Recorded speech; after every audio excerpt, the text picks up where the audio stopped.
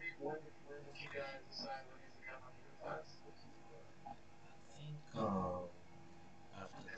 after this, he say after the exam, I told him, okay, no,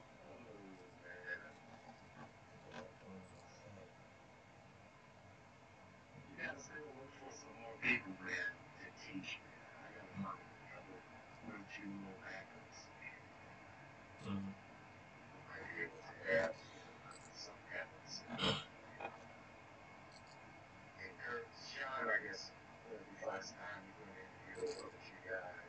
mm.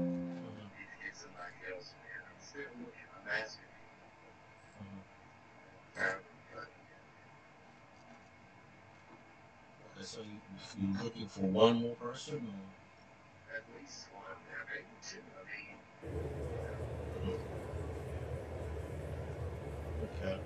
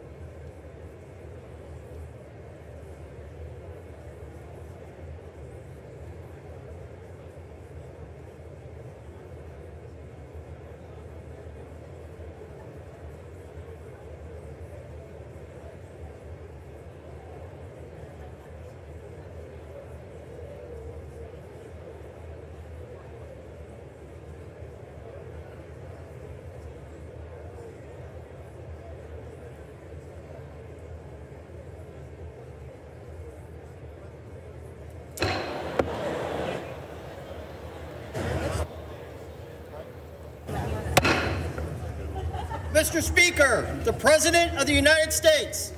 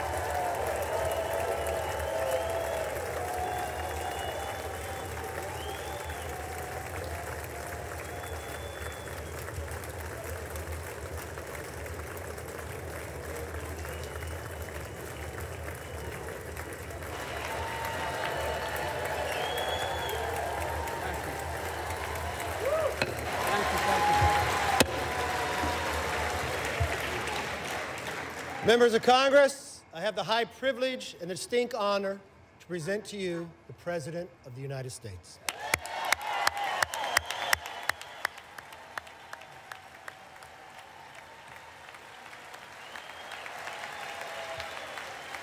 Mr. Speaker.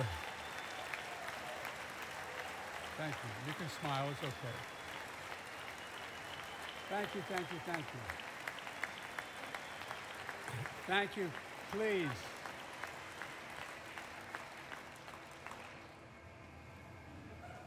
Mr. Speaker, Madam Vice President, our First Lady and Second Gentleman, good to see you guys up there. Members of Congress,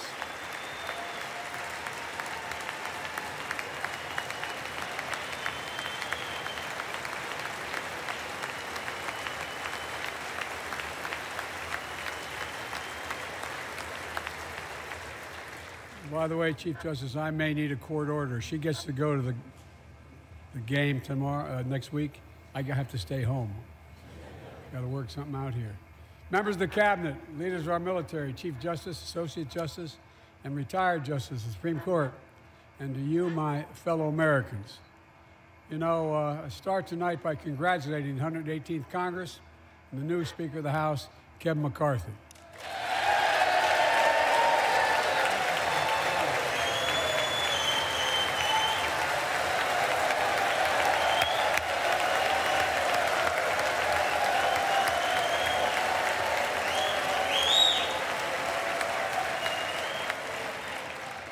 Speaker, I don't want to ruin your reputation, but I look forward to working with you.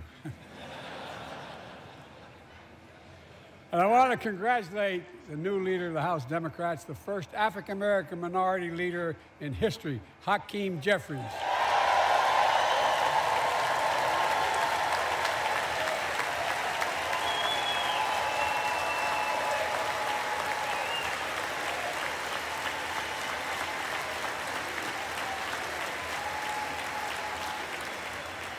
He won in spite of the fact I campaigned for him.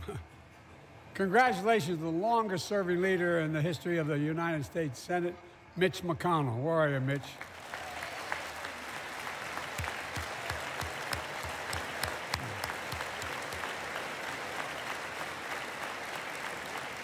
And congratulations to Chuck Schumer, another, another term as Senate Minority Leader. I think you. This time you have a slightly bigger majority, Mr. Leader. You're the majority leader. About that much bigger? Yeah. Well, I tell you what. I want to give special recognition to someone who I think is going to be considered the greatest speaker in the history of the House of Representatives, Nancy Pelosi.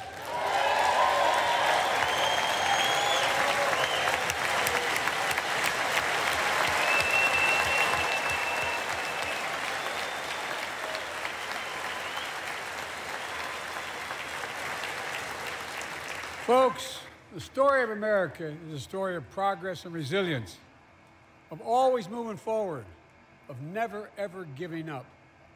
It's a story unique among all nations.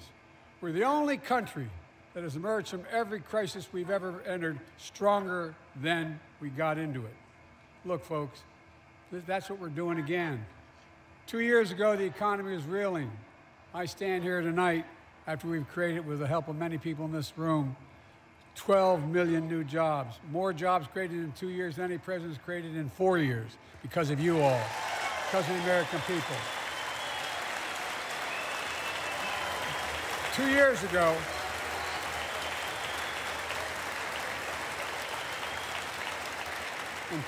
ago, COVID had shut down, our businesses were closed, our schools were robbed of so much, and today, COVID no longer controls our lives. And 2 years ago, democracy faced its greatest threats in the Civil War, and today, though bruised, our democracy remains unbowed and unbroken.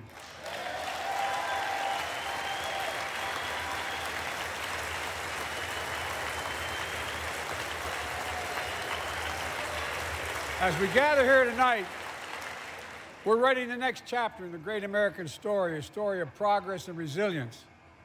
When world leaders ask me to define America, and they do, believe it or not, I say I can define it in one word, and I mean this: possibilities. We don't think anything is beyond our capacity. Everything is a possibility. You know, we're often told that Democrats and Republicans can't work together. But over the past 2 years, we've proved the cynics and naysayers wrong. Yes, we disagreed plenty. And yes, there were times when Democrats went alone. But time and again, Democrats and Republicans came together to defend a stronger and safer Europe.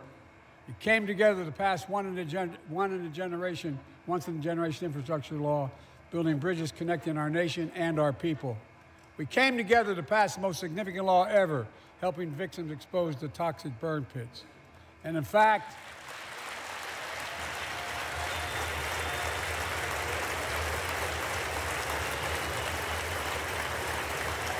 it was important.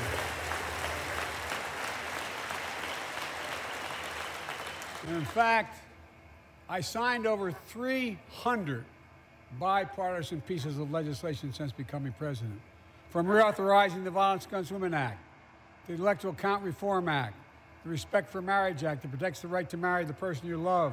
And to my Republican friends, if we could work together the last Congress, there's no reason we can't work together and find consensus on important things in this Congress as well. I think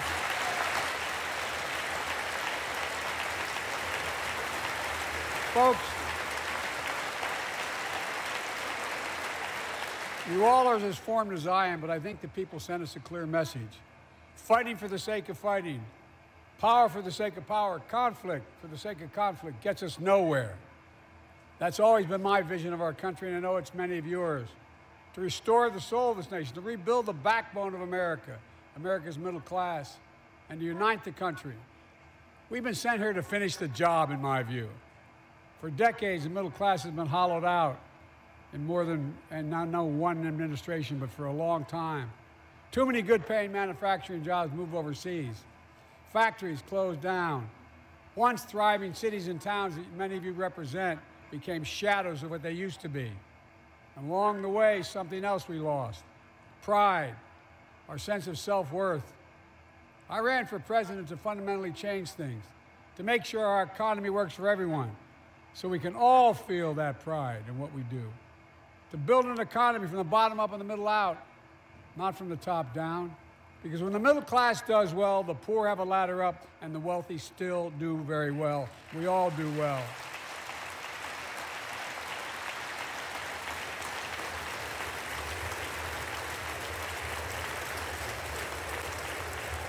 I know a lot of you always kid me for always quoting my dad, but my dad used to say, Joey, a job's about a lot more than a paycheck. He really would say this. It's about a lot more than a paycheck. It's about your dignity. It's about respect. It's about being able to look your kid in the eye and say, honey, it's going to be okay, and mean it. Well, folks, so let's look at the results. We're not finished yet by any stretch of the imagination, but unemployment rate is at 3.4%, a 50-year low. A near record unemployment. Near record unemployment for Black and Hispanic workers. We've already created, with your help, 800,000 good-paying manufacturing jobs, the fastest growth in 40 years. And where is it written? Where is it written that America can't lead the world in manufacturing? And I don't know where that's written. For too many decades, we imported projects and exported jobs. Now, thanks to what you've all done, we're exporting American products and creating American jobs. Folks, inflation has been a global problem because the pandemic disrupted our supply chains, and Putin's unfair and brutal war in Ukraine disrupted energy supplies as well as food supplies, blocking all that grain in Ukraine. But we're better positioned than any country on earth right now. But we have more to do. But here at home, inflation is coming down. Here at home, gas prices are down $1.50 from their peak. Food inflation is coming down, not fast enough, but coming down. Inflation has fallen every month for the last 6 months, while take-home pay has gone up. Additionally, over the last 2 years, a record 10 million Americans applied to start new businesses. 10 million. And by the way, every time someone starts a small business is an act of hope. And Madam Vice President, I want to thank you for leading that effort to ensure that small businesses have access to capital and the historic laws we enacted that are going to just come into being. Standing here last year, I shared with you a story of American genius and possibilities. Semiconductors, small computer chips the size of a fingerprint that power everything, from cell phones to automobiles and so much more. These chips were invented in America. Let's get that straight. They were invented in America. We used to make 40% of the world's chips. In the last several decades, we lost our edge. We're down to only producing 10%. We all saw what happened during the pandemic when chip factories shut down overseas. Today's automobiles need 3,000 chips, each of those automobiles. But American automobiles couldn't make enough cars because there weren't enough chips. Car prices went up, people got laid off. So did everything from refrigerators to cell phones. We can never let that happen again. That's why we came together to pass the Bipartisan Chips and Science Act.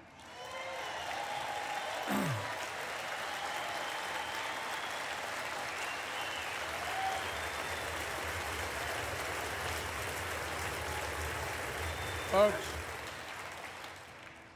I know I've been criticized for saying this, but I'm not changing my view. We're going to make sure the supply chain for America begins in America. The supply chain begins in America. We've already created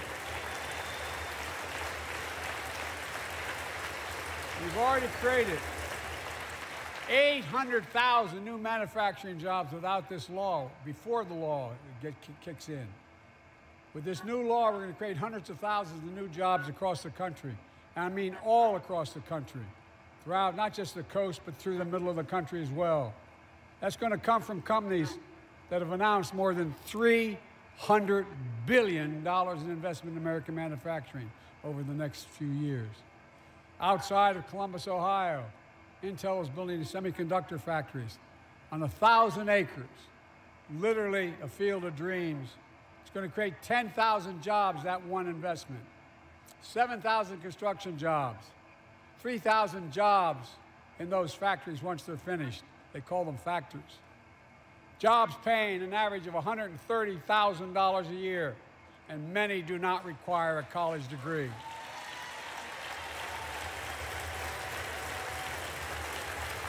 Jobs. Because we work together, these jobs where people don't have to leave home to search for opportunity. It's just getting started. Think about the new homes, the small businesses, the medium-sized businesses. So much more that's going to be needed to support those 3,000 permanent jobs and the factories that are going to be built. Talk to mayors and governors, Democrats and Republicans, and they'll tell you what this means for their communities. We're seeing these field of dreams transform to the heartland. But to maintain the strongest economy in the world, we need the best infrastructure in the world. And folks, as you all know, we used to be #1 in the world in infrastructure. We've sunk to 13th in the world. The United States of America, 13th in the world in infrastructure, modern infrastructure. But now we're coming back because we came together and passed the bipartisan infrastructure law, the largest investment in infrastructure since President Eisenhower's interstate highway system.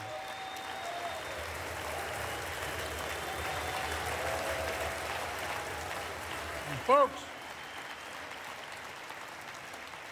already we've funded over 20,000 projects, including major airports from Boston to Atlanta to Portland. Projects that are going to put thousands of people to work rebuilding our highways, our bridges, our railroads, our tunnels, ports, airports, clean water, high-speed internet, all across America. Urban, rural, tribal. And folks, we're just getting started. We're just getting started. and I mean this sincerely.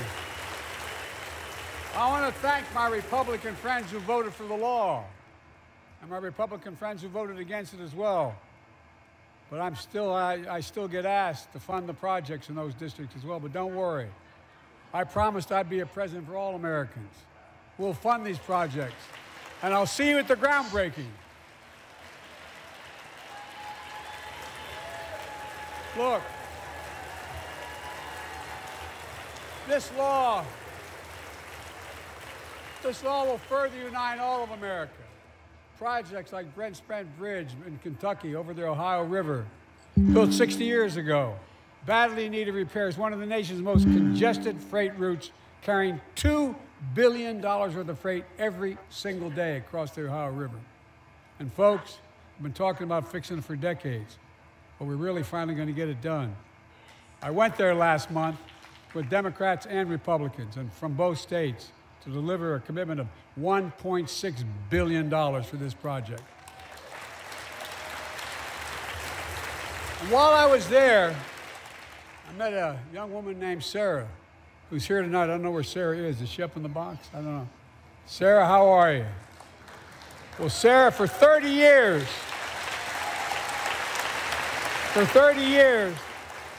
I learned, she told me she'd been a proud member of the Iron Workers Local 44, known as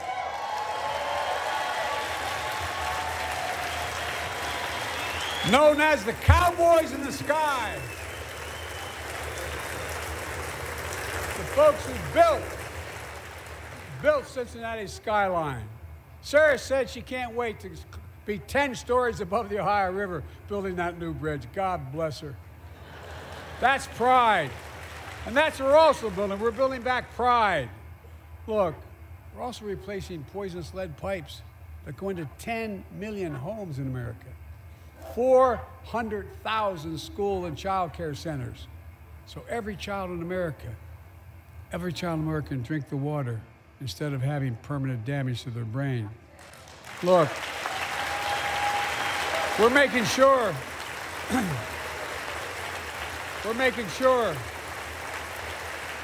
that every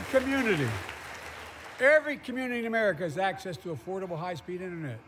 No parent should have to drive by McDonald's parking lot to help them do their homework online with their kids, which many thousands were doing across the country. And when we do these projects, and again, I get criticized for this, but I make no excuses for it, we're going to buy American. We're going to buy American. Folks,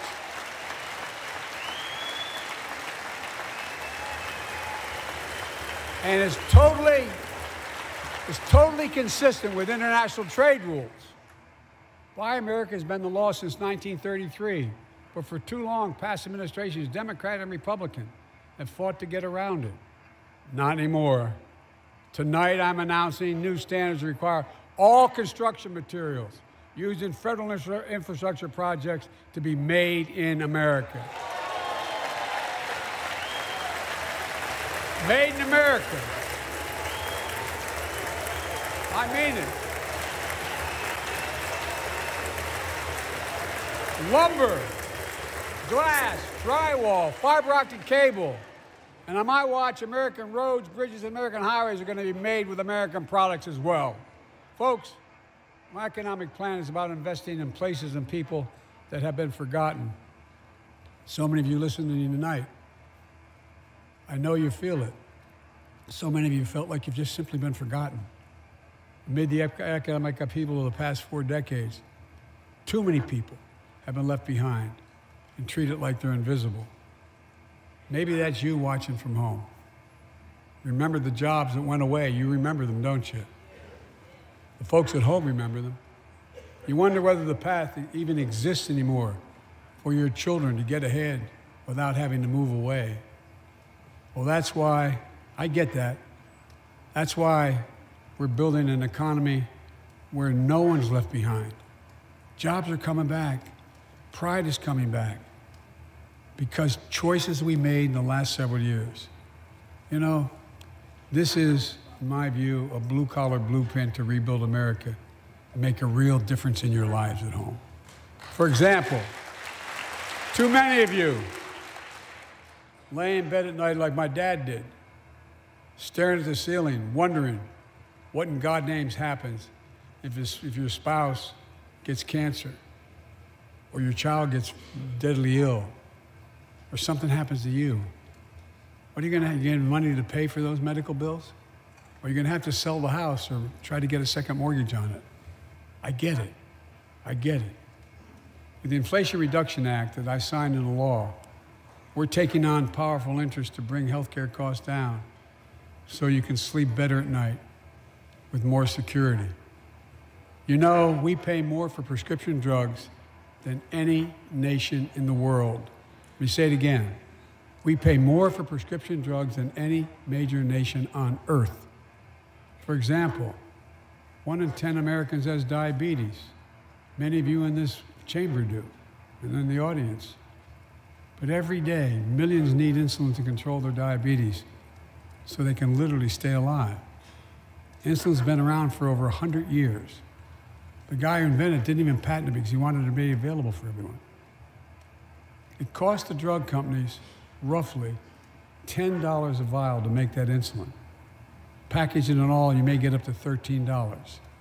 But Big Pharma has been unfairly charging people hundreds of dollars, $400 to $500 a month, making record profits.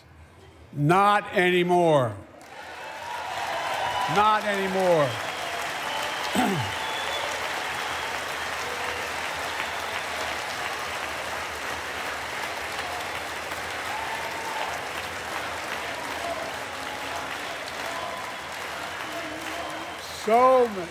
So many things that we did are only now coming to fruition.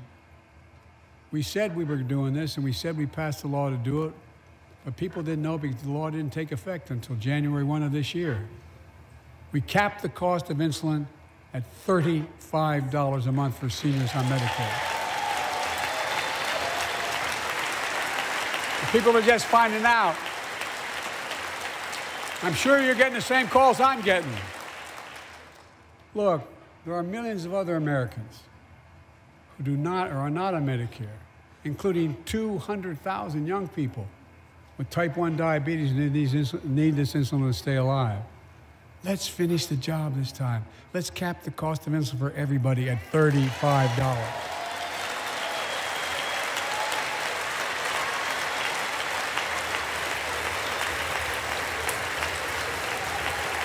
Folks, and Big Pharma's still going to do very well, I promise you all.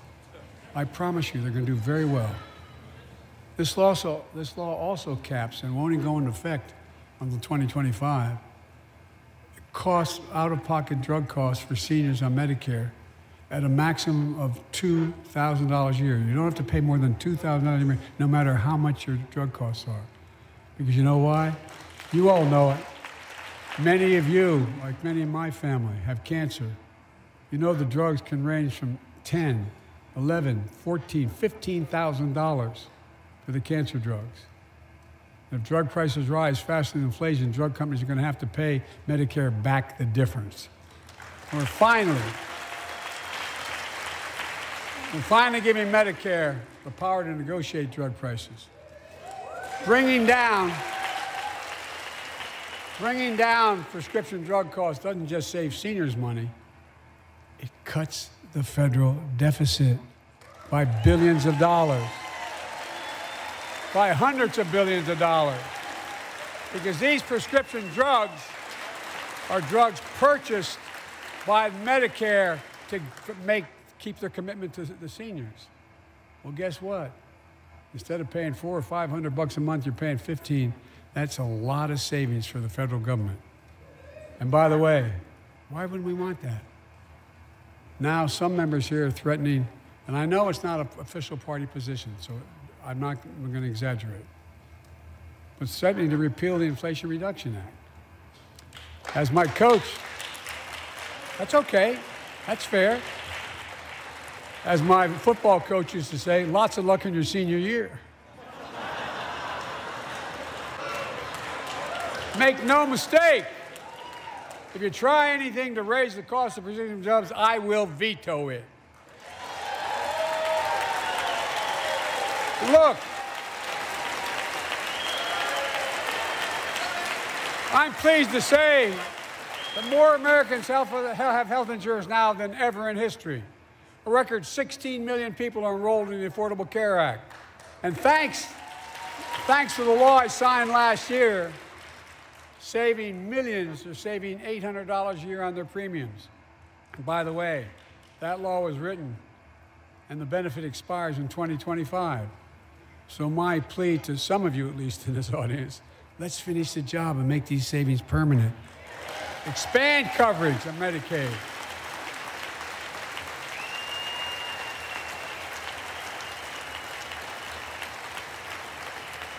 Look, the Inflation Reduction Act is also the most significant investment ever in climate change. Ever. Lowering utility bills, creating American jobs, leading the world to a clean energy future. I visited the devastating aftermath of record floods, droughts, storms, and wildfires from Arizona to Mexico to all the way up to the Canadian border. More timber has been burned, as I've observed from helicopters, than the entire state of Missouri. And we don't have global warming? Not a problem. In addition to emergency recovery, from Puerto Rico to Florida to Idaho, we're rebuilding for the long term. New electric grids that are able to weather major storms and not prevent those forest fires. Roads and water systems will withstand the next big flood. Clean energy to cut pollution and create jobs in communities often left behind. We're going to build 500,000 electric vehicle charging stations installed across the country by tens of thousands of IBEW workers. And we're helping families save more than $1,000 a year with tax credits to purchase electric vehicles and efficient appliances, energy-efficient appliances. Historic conservation efforts to be responsible stewards of our land. Let's face reality. The climate crisis doesn't care if you're in a red or blue state. It's an existential threat. We have an obligation, not to ourselves, but to our children and grandchildren, to confront it. I'm proud of how America, at last, is stepping up to the challenge. We're still going to need oil and gas for a while. But guess what? No, we do. But there's so much more to do. We got to finish the job. We pay for these investments in our future by finally making the wealthiest and biggest corporations begin to pay their fair share. Just begin.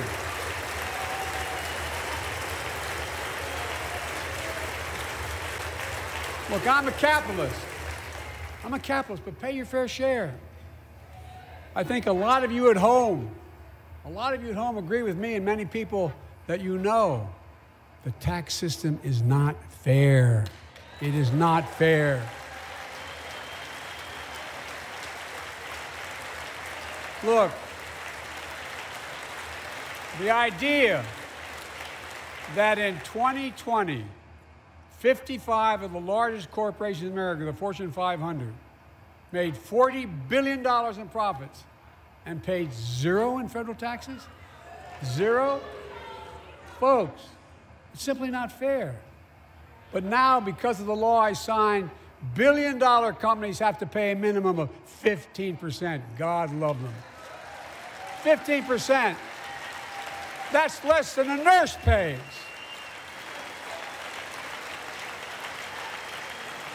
And let me be crystal clear. I said at the very beginning, under my plans, as long as I'm president, nobody earning less than $400,000 will pay an additional penny in taxes. Nobody, not one penny. But let's finish the job. There's more to do. We have to reward work, not just wealth. Pass my proposal for the billionaire minimum tax. You know, there's 1,000 billionaires in America. It's up from about 600 in the beginning of the term.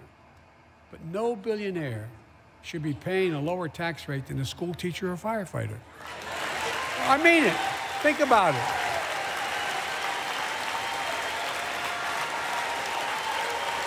I mean, look.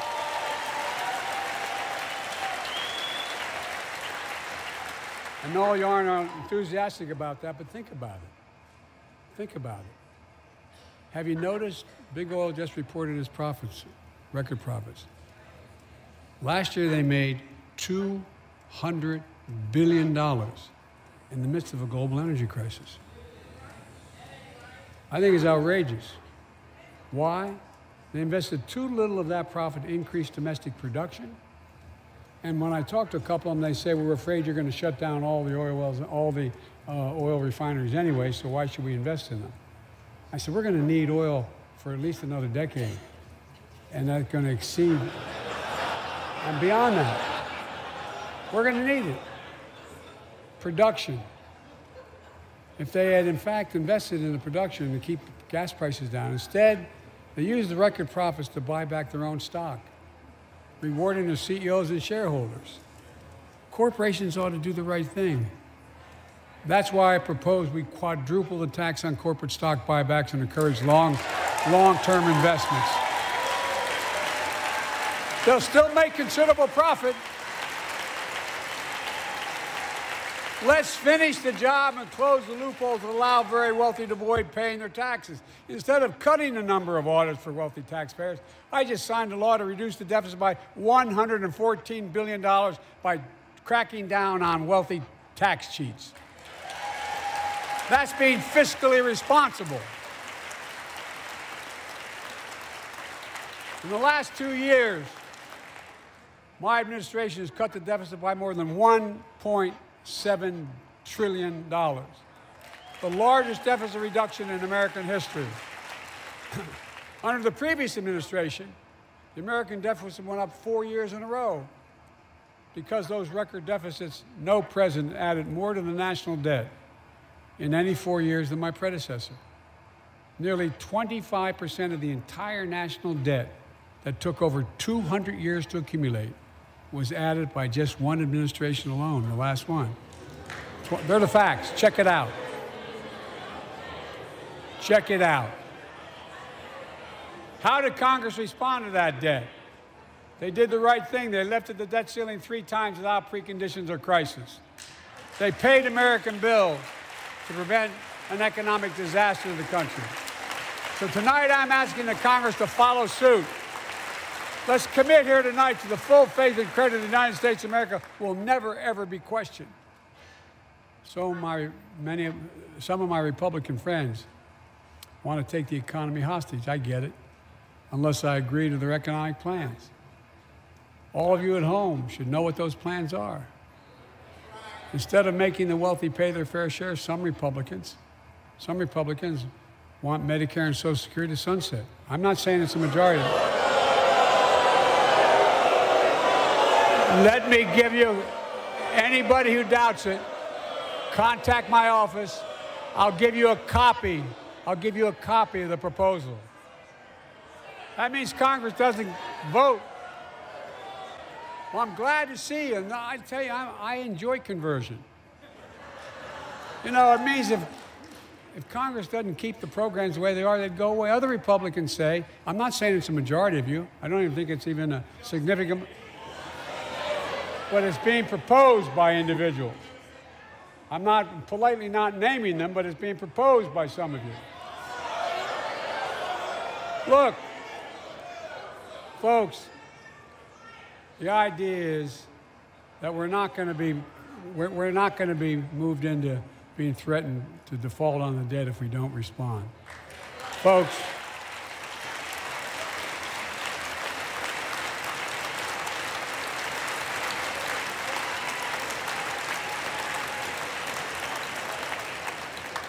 Folks, as we all apparently agree, Social Security and Medicare is off the books now, right? They're not to be started. All right. I'm ready. We got unanimity.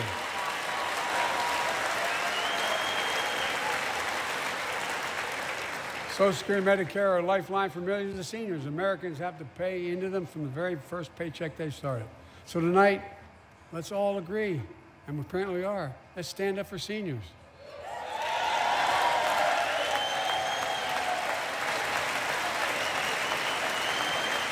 Stand up and show them. We'll not cut Social Security. We will not cut Medicare. Those benefits belong to the American people. They earned it. And if anyone tries to cut Social Security, which apparently no one's going to do, and if anyone tries to cut Medicare, I'll stop them. I'll veto it. And look, I'm not going to allow them to be taken away. Not today, not tomorrow, not ever. But apparently it's not going to be a problem. Next month, when I offer my fiscal plan, I ask my Republican friends to lay down their plan as well. I really mean it. Let's sit down together and discuss our mutual plans together. Let's do that.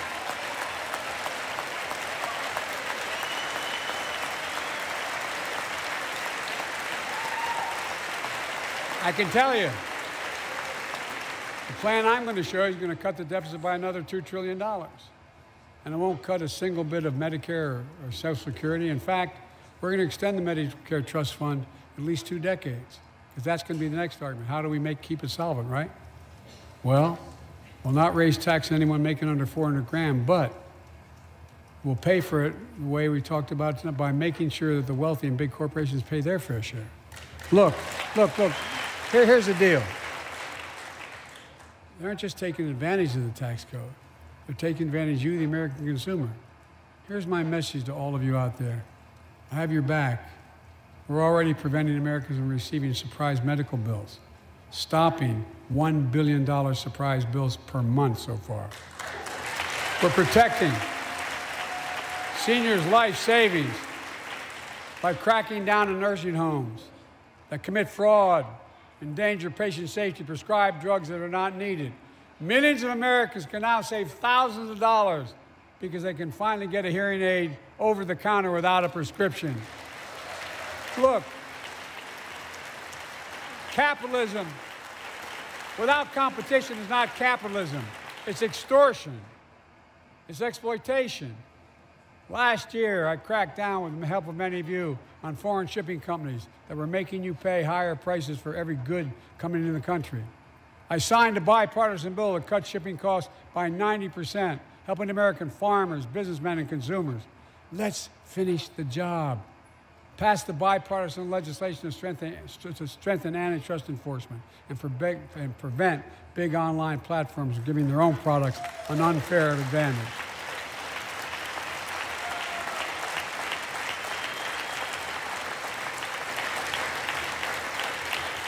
My administration is also taking on junk fees, those hidden surcharges too many companies use to make you pay more.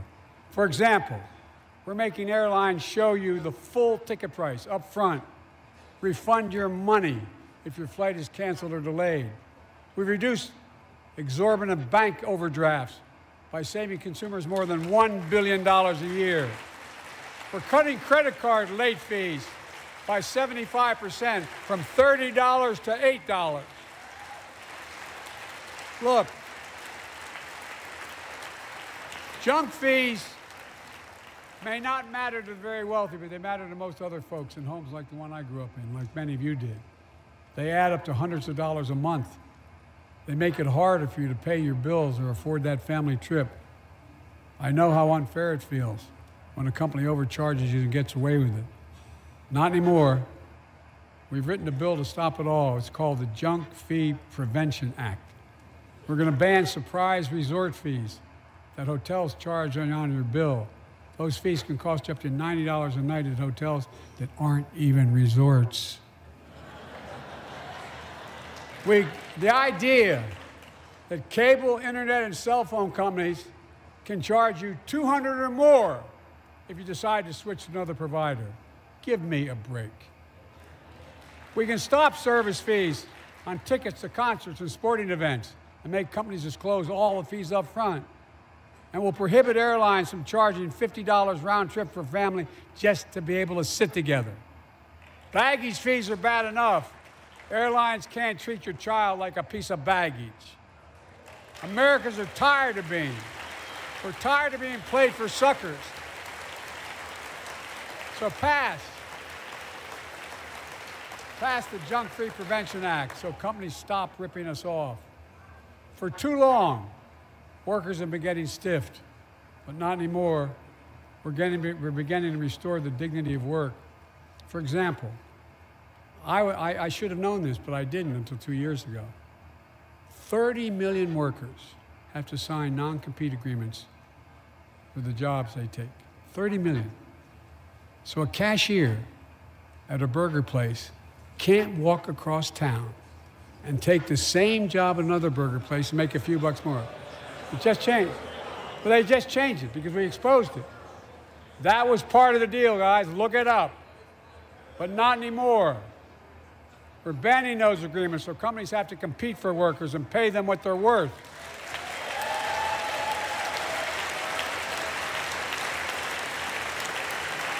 And I must tell you, this is bound to get a response from my friends on my left but the right. I'm so sick and tired of companies breaking the law by preventing workers from organizing. Pass the PRO Act, because business have a right, workers have a right to form a union. And let's guarantee all workers have a living wage. Let's make sure working parents can afford to raise a family with sick days, paid family medical leave, affordable child care. That's going to enable millions of more people to go and stay at work. And let's restore the full child tax credit, which gave tens of millions of parents some breathing room and cut child poverty in half to the lowest level in history. And by the way, when we do all these things, we increase productivity. We increase economic growth. So let's finish the job and get more families access to affordable, quality housing. Let's get seniors who want to stay in their homes the care they need to do so. Let's give more breathing room to millions of family caregivers looking after their loved ones. Pass my plan so we get seniors and people with disabilities the home care and services they need. And support the workers who are doing God's work. These plans are fully paid for and we can afford to do them. Restoring the dignity of work means making education an affordable ticket to the middle class. You know, when we made public education, 12 years of it universal in the last century, we made the best educated, best paid, we became the best educated, best paid nation in the world. But the rest of the world's caught up. It's caught up. Jill, my wife, who teaches full time, has an expression. I hope I get it right, kid. Any nation that out-educates us is going to out-compete us. Any nation that out-educates is going to out-compete us. Folks, we all know 12 years of education is not enough to win the economic competition of the 21st century. If we want to have the best educated workforce, let's finish the job by providing access to preschool for 3 and 4 years old. Studies show that children who go to preschool are nearly 50% more likely to finish high school and go on to earn a 2- or 4-year degree, no matter their background they came from. Let's give public school teachers a raise.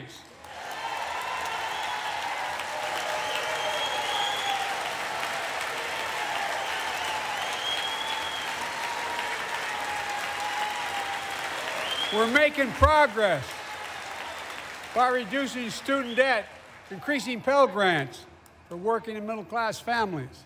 Let's finish the job and connect students to career opportunities starting in high school.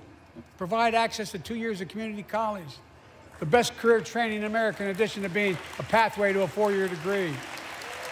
Let's offer every American a path to a good career, whether they go to college or not. And folks, in the midst of the COVID crisis, when schools were closed and we were shutting down everything, let's recognize how far we came in the fight against the pandemic itself. While the virus is not gone, thanks to the resilience of the American people and the ingenuity of medicine, we've broken the COVID grip on us. COVID deaths are down by 90%. We've saved millions of lives and opened up our country. We opened our country back up. And soon we'll end the public health emergency. But that's called a public health emergency. But we'll remember the toll and pain that's never going to go away. More than 1 million Americans lost their lives to COVID. 1 million. Families grieving children orphaned, empty chairs at the dining room table constantly reminding you that she used to sit there. Remembering them, we remain vigilant. We still need to monitor dozens of variants and support new vaccines and treatments. So Congress needs to fund these efforts and keep America safe. And as we emerge from this crisis stronger, we're also got to double down on prosecuting criminals who stole relief money meant to keep workers and small businesses afloat.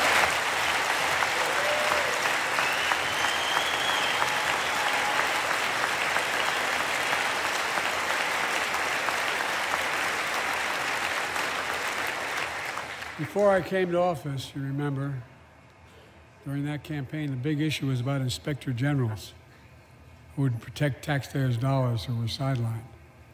They were fired. Many people said we don't need them. And fraud became rampant. Last year, I told you the watchdogs are back. Since then, we've recovered billions of taxpayers' dollars. Now let's triple the anti-fraud strike force going after these criminals, double the statute of limitations on these crimes, and crack down on identity fraud by criminal syndicates stealing billions of dollars from the American people. And the data shows that for every dollar we put into fighting fraud, the taxpayers get back at least 10 times as much. It matters. It matters. Look, COVID left its scars, like the spike in violent crime in 2020, the first year of the pandemic. We have an obligation to make sure all people are safe. Public safety depends on public trust, as all of us know. But too often that trust is violated. Joining us tonight are the parents of Tyree Nichols. Welcome.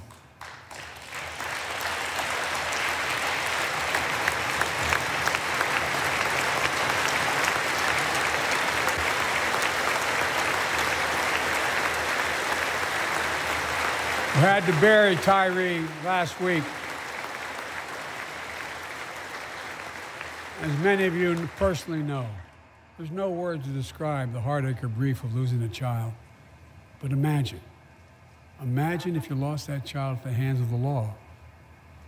Imagine having to worry whether your son or daughter came home from walking down the street, or playing in the park, or just driving a car. Most of us in here have never had to have the talk that brown and black parents have had to have with their children. Bo, Hunter, Ashley, my children, I never had to have the talk with them.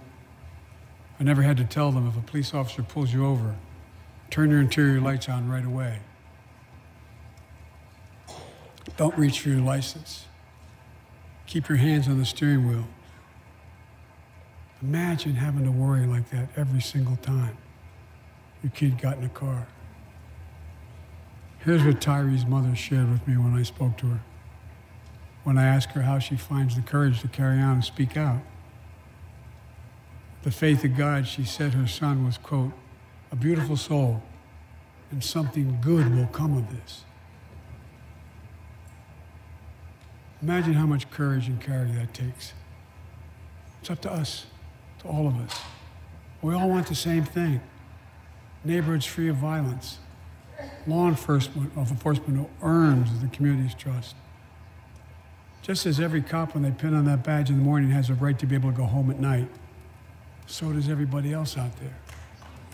Our children have a right to come home safely. Equal protection under the law is a covenant we have with each other in America. We know police officers put their lives on the line every single night and day. And we know we ask them in many cases to do too much, to be counselors, social workers, psychologists, responding to drug overdoses, mental health crises, and so much more. In one sense, we ask much too much of them. I know most cops and their families are good, decent, honorable people, the vast majority. But they risk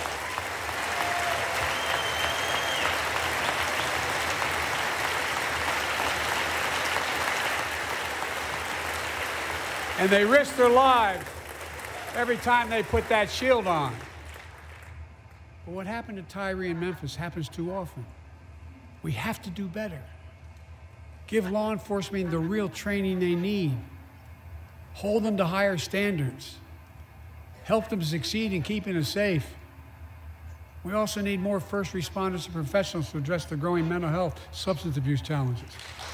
More resources to reduce violent crime and gun crime. More community intervention programs. More investment in housing, education, and job training. All this can help prevent violence in the first place. When police officers or police departments violate the public trust, they must be held accountable. With the support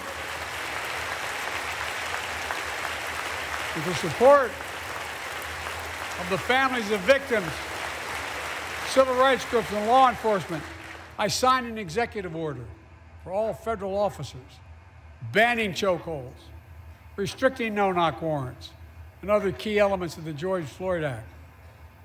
Let's commit ourselves to make the words of Tyler's mom true. Something good must come from this. Something good. We can't turn away. Let's do what we know in our hearts that we need to do. Let's come together to finish the job on police reform. Do something. Do something. That was the plea of parents who lost their children in Uvalde. I met with every one of them. Do something about gun violence. Thank God. Thank God we did. Passing the most sweeping gun safety law in 3 decades. That includes things like that the majority of responsible gun owners already support. Enhanced background checks for 18 to 21 years old. Red flag laws, keeping guns out of the hands of people who are a danger to themselves and others. But we know our work is not done. Joining us tonight is Brandon Say, a 26-year-old hero. Brandon put his college dreams on during the Lunar New Year celebrations. He heard the studio door close, and he saw a man standing there pointing a semi-automatic pistol at him. He thought he was going to die, but he thought about the people inside. And in that instant, he found the courage to act and wrestled a semi-automatic pistol away from the gunman who had already killed 11 people in another dance studio. 11. He saved lives. It's time we do the same. Ban assault weapons now. Ban them now. Once and for all.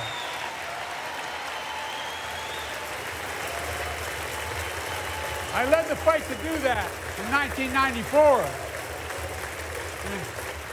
In 10 years, that ban was law and mass shootings went down. After we let it expire in the Republican administration, mass shootings tripled. Let's finish the job and ban these assault weapons. And let's also come together on immigration. Make it a bipartisan issue once again.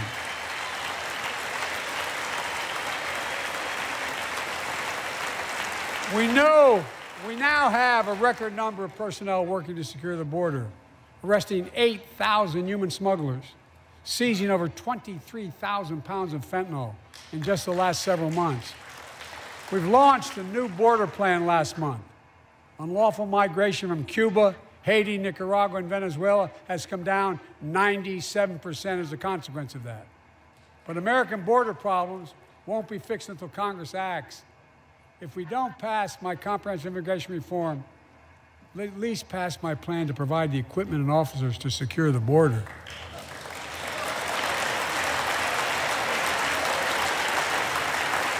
And a pathway to citizenship for dreamers, those on temporary status, farm workers, essential workers. Here in the People's House, it's our duty to protect all the people's rights and freedoms. Congress must restore the right and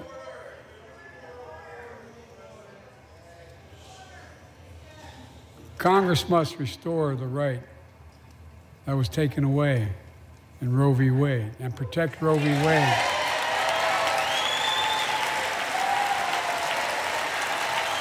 Give every woman a constitutional right. The Vice President and I are doing everything to protect access to reproductive health care and safeguard patient safety. But already more than a dozen states are enforcing extreme abortion bans. Make no mistake about it. If Congress passes a national ban, I will veto it. But let's also pass the Bipartisan Equality Act to ensure LGBTQ Americans, especially transgender young people, can live with safety and dignity. Our strength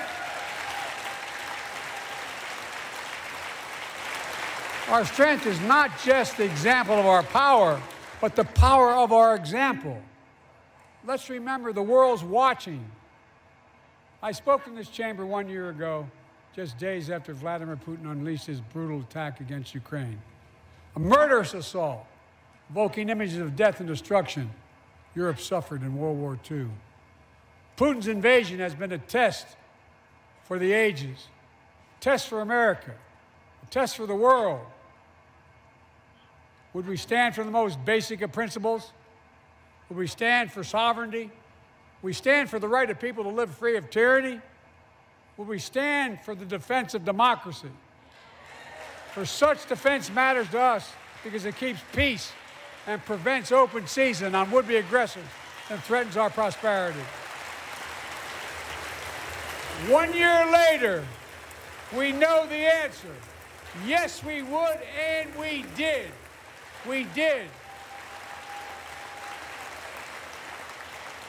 And together, we did what America always does at our best.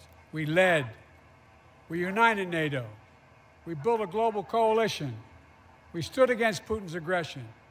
We stood with the Ukrainian people. Tonight, we're once again joined by Ukrainian's ambassador to the United States. She represents not just her nation, but the courage of her people. Our ambassador is here, we're united in our support of your country. Will you stand so we can all take a look at you?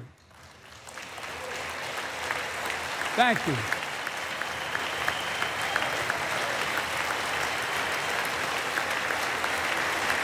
Because we're going to stand with you as long as it takes.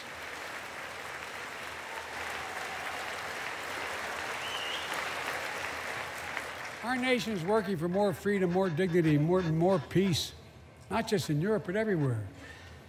Before I came to office, the story was about how the People's Republic of China was increasing its power and America was failing in the world. Not anymore. We made clear, and I made clear in my personal conversations, which have been many, with President Xi, that we seek competition, not conflict. But I will make no apologies that we're investing to make America stronger. Investing in American innovation and industries that will define the future that China intends to be dominating. Investing in our alliances and working with our allies to protect advanced technologies so they will not be used against us. Modernizing our military to safeguard stability and deter aggression. Today, we're in the strongest position in decades to compete with China or anyone else in the world. Anyone else in the world. And I'm committed.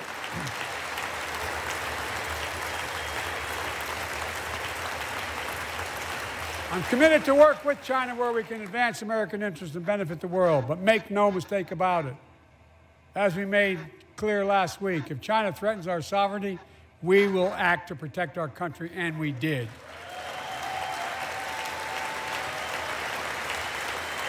Look, let's be clear. Winning the competition should unite all of us. We face serious challenges across the world. But in the past 2 years, democracies have become stronger, not weaker. Autocracies have grown weaker, not stronger. Name me a world leader who changed places with Xi Jinping. Name me one. Name me one. America's rallying the world to meet those challenges, from climate to global health, to food insecurity, to terrorism, to territorial aggression. Allies are stepping up, spending more, and doing more. Look, the bridges we're forming between partners in the Pacific and those in the Atlantic, and those who bet against America are learning how wrong they are. It's never, ever been a good bet to bet against America. Never.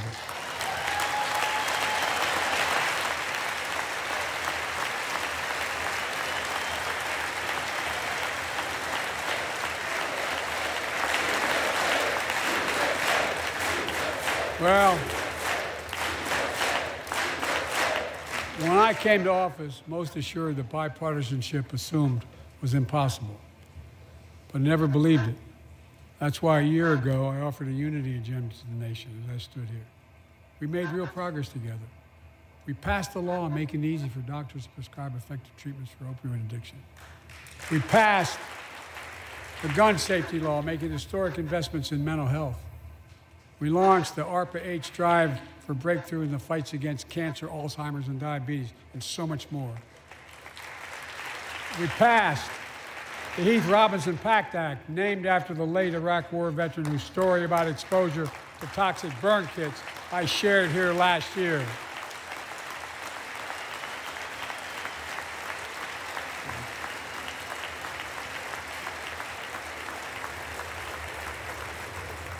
I understand something about those burn pits, but there's so much more to do. We can do it together. Joining us tonight is a father named Doug from Newton, New Hampshire.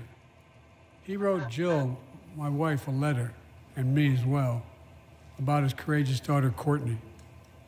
A contagious laugh, his sister's best friend, her sister's best friend.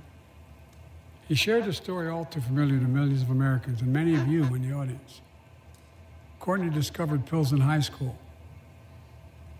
It spiraled into addiction and eventually death from a fentanyl overdose. She was just 20 years old. Describing the last 8 years without her, Doug said, "There's no worse pain." Yet their family has turned pain to purpose, working to end the stigma and change laws. He told us he wants to start a journey toward American recovery. Doug, we're with you. Fentanyl is killing more than 70,000 Americans a year. Big, you got it.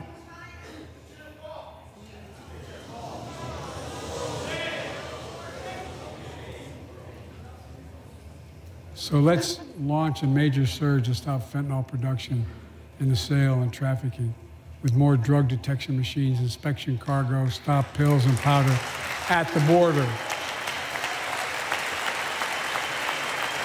Working with couriers like FedEx to inspect more packages for drugs. Strong penalties to crack down on fentanyl trafficking.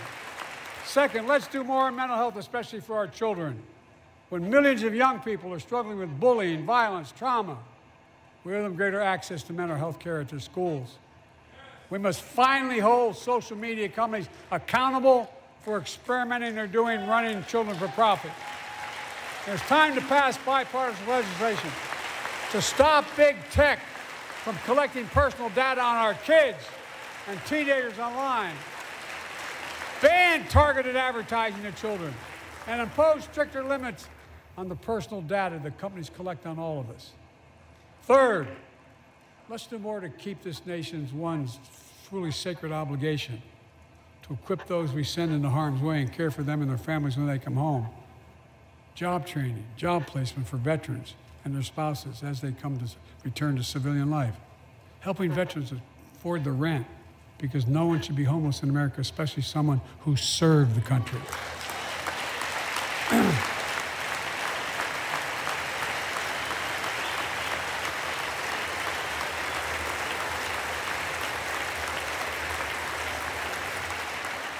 Dennis McDonough is here at the VA. We had a first real discussion when I asked him to take the job. I'm glad he did. We were losing up to 25 veterans a day on suicide. Now we're losing 17 a day to the silent scourge of suicide. 17 veterans a day are committing suicide. More than all the people being killed in the wars. Folks, VA is doing everything it can, including expanding mental health screening, proven programs that recruits veterans to help other veterans understand what they're going through, get them the help they need. We got to do more. And fourth, last year, Jill and I reignited the cancer moonshot that I was able to start with President Obama asked me to lead our administration on this issue. Our goal is to cut the cancer death rates at least by 50% in the next 25 years. Turn more cancers from death sentences to treatable diseases. Provide more support for patients and their families. It's personal to so many of us in this audience. Joining us are Morris and Candice, an Irishman and the daughter of immigrants from Panama. They met and fell in love in New York City and got married in the same chapel Jill and I got married in New York City. Kindred spirits. He wrote us a letter about his little daughter, Ava, and I saw her just before I came over. She was just a year old when she was diagnosed with rare kidney disease, cancer. After 26 blood transfusions, 11 rounds of radiation, 8 rounds of chemo, 1 kidney removed, given a 5% survival rate. He wrote how in the darkest moments he thought, if she goes, I can't stay. Many of you have been through that as well. Jill and I understand that like so many of you. And he read Jill's book describing our family's cancer journey and how we tried to steal moments of joy where we could with Bo. For them, that glimmer of joy was the half smile of their baby girl. It meant everything to them. They never gave up hope. Little Ava never gave up hope. She turns 4 next month. They just found out Ava's beating the odds, is on her way to being cured of cancer. And she's watching from the White House tonight and she's not asleep already. For the lives we can save.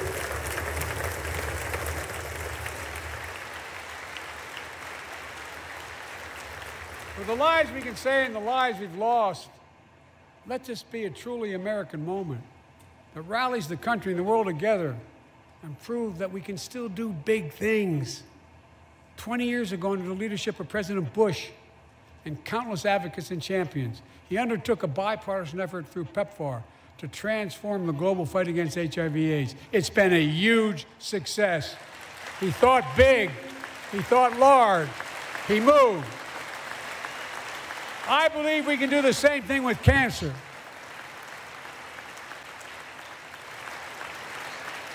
Let's end cancer as we know it. Cure some cancers once and for all. Folks, there's one reason why we've been able to do all of these things. Our democracy itself. It's the most fundamental thing of all.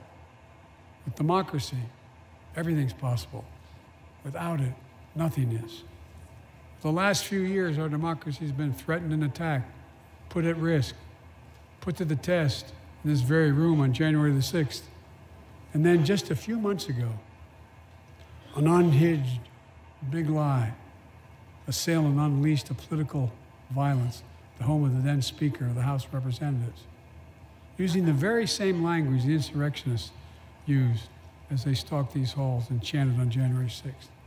Here tonight in this chamber is a man who bears the scars of that brutal attack, but is as tough and as strong and as resilient as they get. My friend Paul Pelosi. Paul, stand up.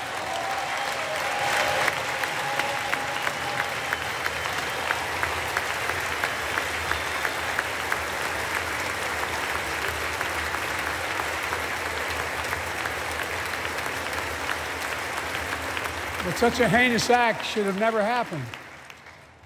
We must all speak out. There's no place for political violence in America. We have to protect the right to vote, not suppress the fundamental right. Honor the results of our elections, not subvert the will of the people.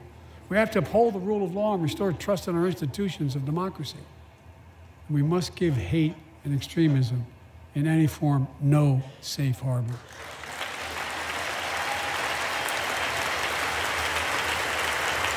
Democracy must not be a partisan issue. It's an American issue. Every generation of Americans has faced a moment where they have been called to protect our democracy, defend it, stand up for it. And this is our moment. My fellow Americans, we meet tonight at an inflection point, one of those moments that only a few generations ever face, where the direction we now take is going to decide the course of this nation for decades to come. We're not bystanders of history. We're not powerless before the forces that confront us. It's within our power of we, the people. We're facing the test of our time. We have to be the nation we've always been at our best, optimistic, hopeful, forward-looking. A nation that embraces light over dark, hope over fear, unity over division, stability over chaos.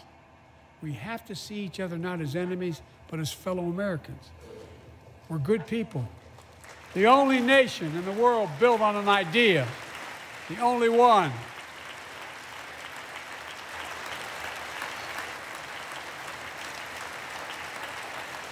Other nations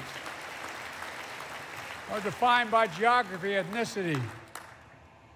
But we're the only nation based on an idea that all of us, every one of us, is created equal in the image of God.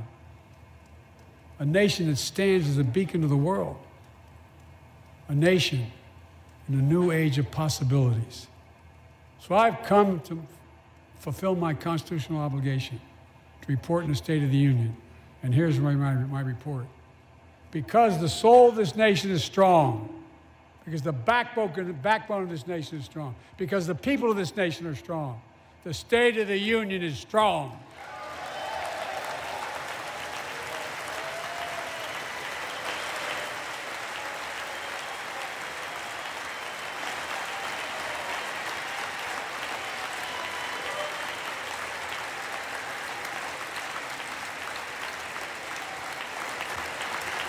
I'm not new to this place. I stand here tonight having served as long as about any one of you have ever served here. But I've never been more optimistic about our future, about the future of America.